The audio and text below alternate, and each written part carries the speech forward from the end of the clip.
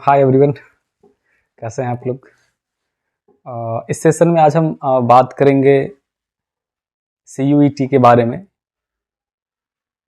देखिए, जब बच्चे 12th पास करते हैं या फिर ग्रेजुएशन पास करते हैं, फिर से हायर स्टडीज़ के लिए, फर्दर स्टडीज़ के लिए उनका एक सपना होता है हम बेहतर कॉलेज में एडमिशन करा पाएँ। तो उसके लिए हम क्या कर सकते हैं? तो उसके लिए एक बेहतरीन सा ज़रिया है CUET, common university entrance exam. पूरे भारत में आपके 46 सेंट्रल यूनिवर्सिटीज़ हैं। आप नाम सुने होंगे, दिल्ली यूनिवर्सिटी हो गया, जवाहरलाल नेहरू यूनिवर्सिटी, आपका जामिया हो गया, अलीगढ़ मुस्लिम यूनिवर्सिटी हो गया, ढेर सारे लगभग लगभग आप समझ लीजिए कि हर राज्य में एक सेंट्रल यूनिवर्सिटी लगभग अप्रॉक्स इस तरह से रहता है। तो वहाँ पर मतलब हम हर चीज़ के एक ब्रांड से जुड़ना चाहते हैं। ब्रांड मतलब एक वैल्यूज होता है कि पढ़ाई तो हम करें ही, लेकिन एक ऐसे कॉलेज से, एक ऐसे यूनिवर्सिटी से जुड़ें जिसका एक अपना पहचान हो पूरे भारत में, पूरे वर्ल्ड में। इसलिए बच्चे इससे जुड़ना चाहते हैं। बाद बाकी क्वालिटी, एजुकेशन क्वालिटी मिलता है आपको, हॉस्टल, बेहतर फैसिलिटीज़, बढ़िया प्लेसमेंट, एक नाम, रेपुटेशन तो मिलता ही मिलता है। बेहतर माहौल, आप एक छोटे से कॉलेज में पढ़ाई करिए, आप दिल्ली यूनिवर्सिटी में पढ़ाई करिए, माहौल में बहुत डिफरेंस होगा। मतलब सारे बच्चे जो हैं, हमेशा मन में होता है कुछ जुनून है, कुछ सपना लेकर के चलना है। तो वहाँ पर सबसे पहली बात कि CUET क्या है। तो जैसे कि हम मान लीजिए कि 12 पास करते हैं, हम यहीं से बात करते हैं, UG की बात करते हैं। तो 12 पास करते हैं तो फिर बच्चों का सपना होता है हम आगे की यदि पढ़ाई करना चाहते हैं और एक अच्छे यूनिवर्सिटी और अच्छे कॉलेज से यदि आप करना चाहते हैं, उसके लिए कॉमन यूनिवर्सिटी एंट्रेंस एग्जाम होता है, जो कि सेंट्रल यूनिवर्सिटीज है पूरे भारत में, भारत सरकार के अंतर्गत। तो यहाँ से यदि आप ग्रेजुएशन करना चाहते हैं, ऑनर्स करना चाहते हैं, तो उसके लिए आप इस एंट्रेंस एग्जाम को दे करके यदि आप उसके क्वालिफाइंग मार्क्स में आते हैं तो फिर आप यूनिवर्सिटी के अकॉर्डिंग एडमिशन ले सकते हैं। वहाँ पर फिर आपको उस यूनिवर्सिटी में भी कॉलेज अलग अलग होते हैं।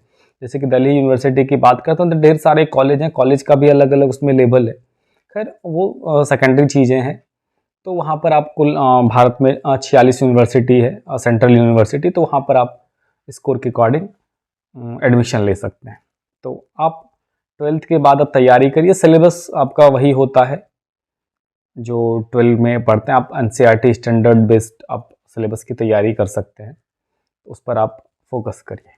ठीक है, 3 ग्रुप में आपका जो एंट्रेंस एग्ज़ाम होता है वो 3 ग्रुप में होता है। आप उसके अकॉर्डिंग आप प्रिपरेशन कर सकते हैं। आप देख सकते हैं जैसे लैंग्वेज हो गया और आपके सब्जेक्ट हो गए और GK GS हो जाता है। तो लैंग्वेज में जो आपका लैंग्वेज पेपर हुआ, जो आपके डोमेन में जो आपके सब्जेक्ट्स हैं, और लास्ट में आपका जो आपके जनरल स्टडीज हो गए, जनरल सामान्य, करंट अफेयर्स वगैरह, ये सारे चीज़ उसमें पूछे जाते हैं, इन्वायरमेंटल जो कुछ भी है। सबके आपके 50-50 क्वेश्चंस होंगे और टाइम आपको 60 मिनट्स मिलेगा। सारे क्वेश्चंस कंपलसरी हैं, सारे का जवाब देना होता है आपको।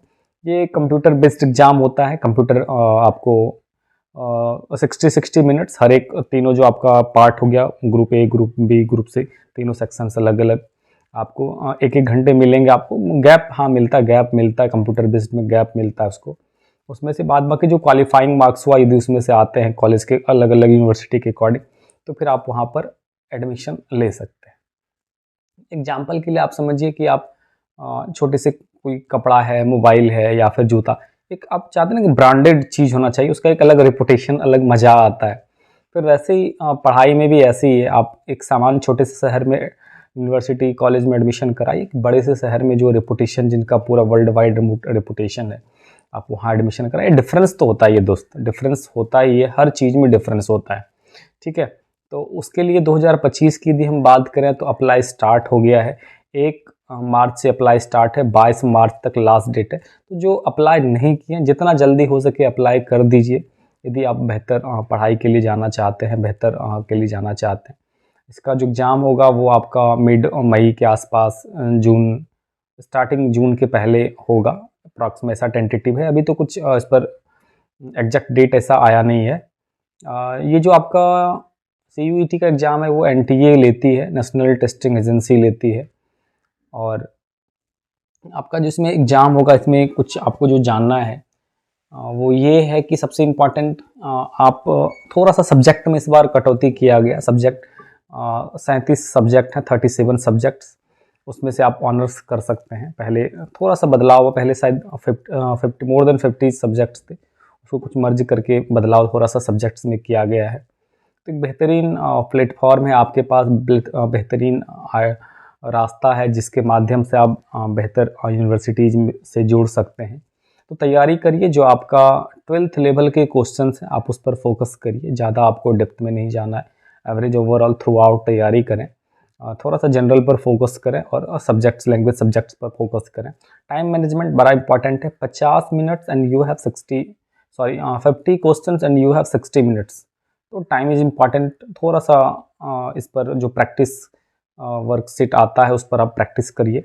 जो प्रीवियस कुछ वर्षों के क्वेश्चंस आप उस पर भी एक बार उसको प्रैक्टिस कर सकते हैं कि कहाँ क्या लेवल जा रहा है, किस प्रकार के क्वेश्चंस है, रिपीटेशंस हो रहा है नहीं हो रहा है, ये इंपॉर्टेंट है। तो इन चीज़ों पर आप बहुत ही बेहतरीन आपके पास ऑप्शंस है, तो आप इसके लिए तैयारी करें। और यदि कुछ इशू है, यदि कुछ और भी आपको जानना है तो कमेंट करें, हम इस पर डिस्कशन करें। Thank you.